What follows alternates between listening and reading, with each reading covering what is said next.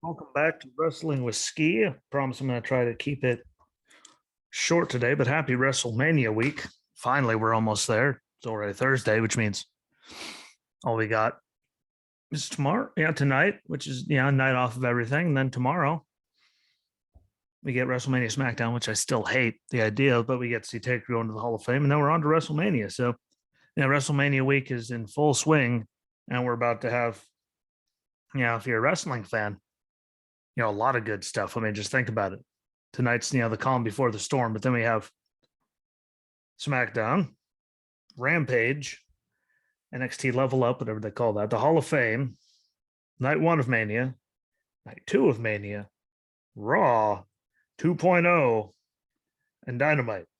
Like, that's 9 things, like every day from tomorrow on. We don't have another day without any wrestling until Thursday. So we get a whole week of it, which I think is great. I think it's good for everyone overall across the board, just wrestling wise, like a whole week of nothing but wrestling. And it's a lot to keep track of. It's a lot to try to watch. I know I'm not going to watch Level Up or that, but I normally don't watch the Hall of Fame, but I might have to make might have to make an exemption of my normal rule. I mean, like, okay, that rule doesn't count this one year just because it's Taker finally going in. So I might change my policy on that. I normally do go back and listen to the speeches of the people I want to see.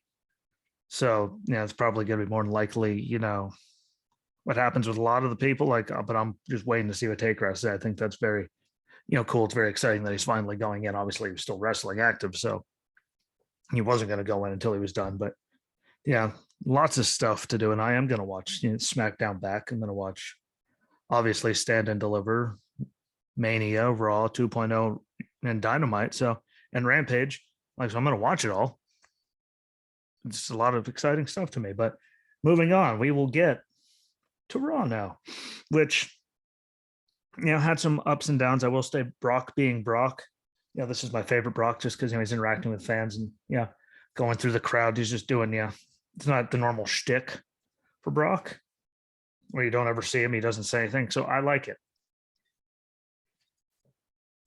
Just a good change of pace. And I think he's doing, and we've seen him so much more on this run than we normally did, like in months, like consecutively, which is really different, So I'm okay with him being, champ. He's actually showing up this time. And remember all the times he was champion before? With Heyman as this guy, we wouldn't even see him. Heyman would do all the building. He showed up, like once he'd do the match and we wouldn't see any of them for months. So I'm okay with this, Brock. I like it. Tell me I'm crazy. I know I am. Say, correct me where I'm wrong if you wish. But I like this, Brock. Logan Paul coming out wearing Ray's mask, just to build more disrespect, I guess, towards it. There's a way to do it. In the end, Ray beat Miz and got his mask back. I'm still not looking forward to the match. No offense to Miz, Ray, any of them. I don't like it. I think there's people that are on the roster that aren't being used at all. Lots of them, to include Bliss and all of them. And I think it's just bad that he's getting a match and Knoxville is getting a match, and there's people that are actually paying. They're very talented, aren't getting the WrestleMania match for the year, which, again, you can call me crazy, but I mean, what's the point? Like, you're supposed to want to make the card at WrestleMania. Like, that's the goal. And these guys, a lot of the people aren't getting a chance, but, Knoxville and Logan Paul do. So it just, doesn't do anything for me. The Viking Raiders getting got like they did against Omas as a count out where only one of them got in the ring. I think it's a bad look for the Viking Raiders. I mean, that just tells you exactly what Vince and all of them really think about them, to have them do that. And then Omas versus Lashley will probably be a stinker. I mean, I'm sure we'll get, a big moment here and there to get a big pop. But to think about like where he went from being the almighty champion, having this big WrestleMania moment, to being champion again, to losing, to now he's facing Omas at WrestleMania last minute. Like, I think it's going to be a stinker. I'm sorry. I'm hoping, there's going to be some big moment of strength from someone doing something, but, I'm not really looking forward to it. I'm sure a lot of us, aren't. Just like the 24/7 love nonsense stuff. Like, can we just end it? Like the whole title? Can we bring back the hardcore title? Because I was watching old WrestleManias back, because, to get in the spirit. And just to see back in the days with the hardcore title, like it brought things to it, and it was at least entertaining. It wasn't just this love triangle nonsense and 12-second matches and somehow people just, winning a title and going, yes, and then getting rolled up by someone. And it's over. At least they had to put effort into the hardcore title as to how they were going to beat someone. So it'd be great if they brought that back. Because again, all the 24/7 title has been is just a prop for this whole Dana, Reggie, and Tamina and Tozawa nonsense. And, if it's going to be that stupid and mean nothing, how about we just don't have it anymore? Because it really is just dumb. And I'm pretty sure everyone just walks away when they see it. Like it really is a stinker. I don't remember anything from Roman Reigns segment, which is saying something. That's really different. But I mean, I've heard him do a lot better. Corey and Carmella stuff just hurts my head. KO on the stick this week. I liked it better than his stuff last week.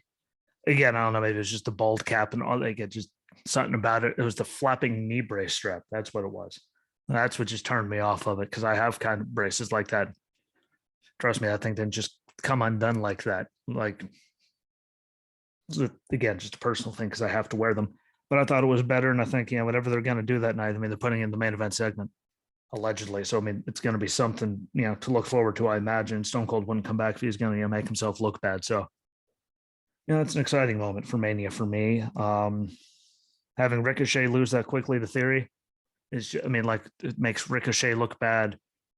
Makes everyone, the guy he beat for the Intercontinental Championship look bad because he just got swallowed by Theory like that. I really do think it's just diminishing to have him, like they could have anyone else do it, but they have Ricochet as IC champion just get swallowed by Austin Theory. Like, it's a bad look. It's a bad look for the company. It's a bad look for Ricochet, the title. Like, I think it's, just diminishing is the best word for it. But, I just don't like it. Again, IC title's not even getting defended at WrestleMania. It's on SmackDown with Los Lotharios going after him. So, it's, I don't know. I didn't like it. Didn't like it one bit. I did like the Becky and Bianca thing. Bianca, showing the heel stuff, cutting Becky's, hair. Does that mean, like I said before, the hair is going to get involved? Does that mean we're going to see the braid get cut off? And possibly now she's going and cutting her hair and stuff. Is that going to be like they're going to do the ultimate double swap where, suddenly Bianca turns heel because the Profits did. So, I mean, it makes sense. And Becky goes back to being a face. Like, do we get to see that? If they're cutting her hair like that, I mean, I think it's in the works. And she's been, be a good switch. Let Bianca finally do that. She hasn't done it since she's been on the roster. So, it's been a while. Let her do it. But her cutting her hair like that, I think that's a signal that, doing heel things, that there's going to be a switch. And I'm looking forward to that match. And we know what Becky can do. We know what Bianca can do. So I think that's going to be a really, really good one. I just think that damn braid's going to be some kind of play in it. And, I just think it's a shame for the talent that they both have in the ring that's going to be something. But, really looking forward to see if they pull that double switch. Yeah.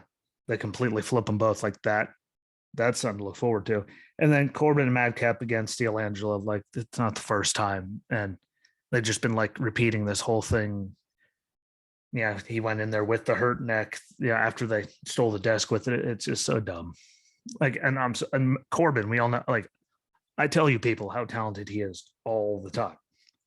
He's pulled off everything. But like this whole thing, Madcap, like, and Angela, like they've been dragging out for that long. Like, I just find it to be a shame because Drew's talented. Corbin's really talented. Madcap has something. I mean, we see how he can move. Like, there is talent there. And they have it going around with this whole Angela thing. It's just so dumb. It hurts my head. But what else is new? Things that also hurt my head. NXT 2.0, but I thought there was a lot of good in there, like LA Knight and MSK defeating Imperium. 6-man tag to start off the show. I thought that was a great way to start the show. Really thoroughly. Again, we all know how I feel about Imperium. Again, the whole Gunther thing's stupid, but we all know what MSK is capable of in the ring. Granted, whatever everyone's saying about them outside the ring, but that was a great way to start off the show, and I really look forward to all of them. Going at it. I think anytime they're in the ring, like Imperium's good, MSK is good. LA Knight might hurt your head. It's really good. I don't know. Like, I still like it. That's the moral of the story. How will things go with LA Knight and, Gunther? God knows. But I like it when they start out the show with a bang. Now, I still hate Gacy, which, happened, later in the show. And so there's nothing they can do to fix that. Dakota and Raquel now back together, facing Toxic Attraction for the titles at Stand and Deliver. Yeah, that was weird that it just happened like that. But hey, whatever. Once upon a time, maybe it's, their way to someone's leaving and going up to the main roster. I don't know. A good way to end out like Raquel's run. I don't know. And Dakota's, who knows? But them together, that happened, and whatever. Like, you can at least believe them together because they were. How many times have we seen friends become enemies, become friends again in the crazy world of wrestling? So I'm okay with that too. Nikita Lyons looked better. Her kicks were a little better. So a little bit of improvement. Improvement's always good. Tiffany Stratton, look how much crap I talked about her. First, time ever after her first match. And, it improved. So hopefully it does it. She keeps getting better. I see people really hyping her, saying think she could be next champion. Like, let's not get ahead of ourselves, but she keeps getting better. Anything is possible, and I'm all for it. And good to see Cameron Grimes going to win and get in the ladder match to Stand and Deliver. And the main event, again, another good one. A-Kid, Roderick Strong, and Cameron Grimes. And again, they started out good and they ended good, which, that's what you want.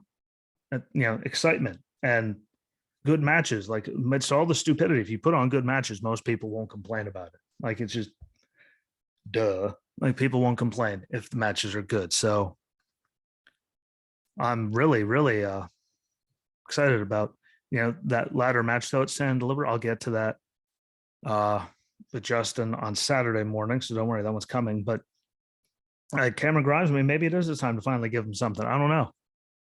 It's the only thing left that he can do is win a title, so we'll see what they do. But the main event was good. They started out the show good. Nikita Lyons looked better. Yeah, so there's some good stuff there, and that's all you could ask for, which gets us to Dynamite, which again, Punk defeated Max Caster.